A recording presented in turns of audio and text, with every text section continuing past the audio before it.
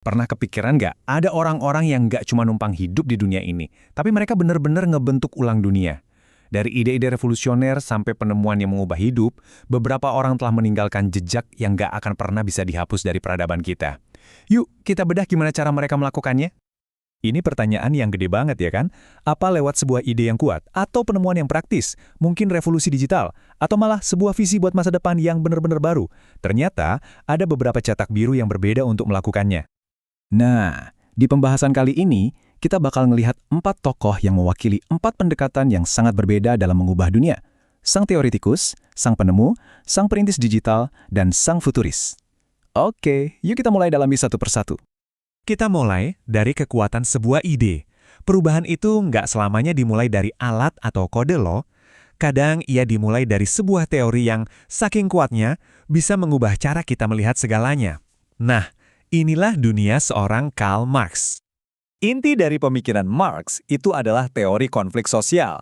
Nah, yang bikin ide ini gila adalah gimana teori ini membingkai ulang sejarah. Menurut Marx, sejarah itu bukan cerita soal raja dan ratu, tapi arena pertarungan konstan antara kelas-kelas sosial, antara yang punya modal dan yang tidak punya. Ini jadi kacamata yang sangat kuat untuk memahami ketidaksetaraan. Terus apa dampaknya? Teorinya ini secara fundamental mengkritik kapitalisme dan menyuarakan kesetaraan. Dan ini bukan cuma teori akademis yang berdebu ya. Pemikiran Marx jadi bensin intelektual untuk berbagai gerakan sosial dan revolusi di seluruh dunia yang gaungnya, baik yang pro maupun yang kontra, masih kita rasakan dalam perdebatan politik hari ini. Oke, dari dunia ide, sekarang kita pindah ke dunia penciptaan yang lebih nyata. Kalau Marx mengubah dunia pakai pikiran, Thomas Edison melakukannya pakai tangannya. Dia ini bisa dibilang prototipe dari seorang inovator sejati. Coba lihat angka ini, lebih dari 1.000 paten. Ini bukan cuma soal satu momen aha yang jenius, tapi soal kerja keras tanpa henti untuk berinovasi secara sistematis. Dari fonograf sampai teknologi film awal, Edison pada dasarnya menciptakan semacam pabrik penemuan untuk masa depan. Kita ambil contoh paling terkenalnya deh, bola lampu. Penemuannya sendiri itu udah jenius. Tapi yang lebih penting lagi adalah aplikasinya, menciptakan sistem penerangan listrik yang aman dan praktis buat rumah dan kota. Dan ini nunjukin banget gimana satu penemuan bisa mengubah ritme kehidupan sehari-hari secara total, secara efektif menaklukkan malam. Dari era industri, kita lompat jauh ke era digital. Di sini, arsitekturnya nggak terbuat dari baja atau kabel, tapi dari barisan kode. Dan arsitek utamanya, siapa lagi kalau bukan Bill Gates? Kisah Gates ini punya 2 babak yang luar biasa. Pertama, lewat Microsoft, dia menempatkan komputer di setiap meja, yang secara fundamental mengubah cara kita kerja dan berkomunikasi.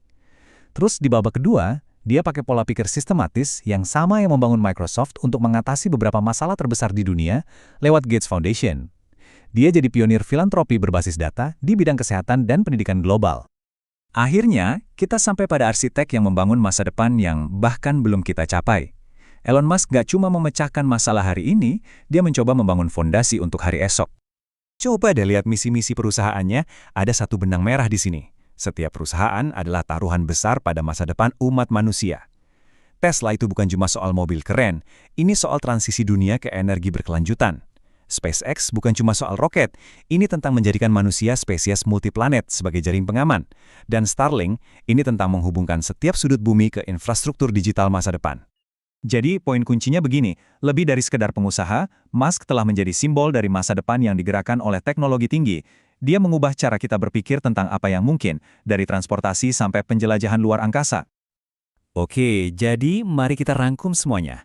Kita punya 4 model perubahan yang beda banget. Ada Marx, sang teoretikus yang menggunakan kekuatan ide. Lalu Edison, sang penemu yang membentuk ulang kehidupan kita sehari-hari. Kemudian Gates, sang perintis digital yang membangun dunia virtual.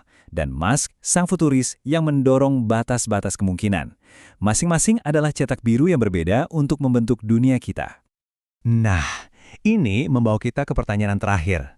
Kita telah melihat cetak biru dari masa lalu dan masa kini. Ada teoretikus, penemu, perintis, sampai futuris.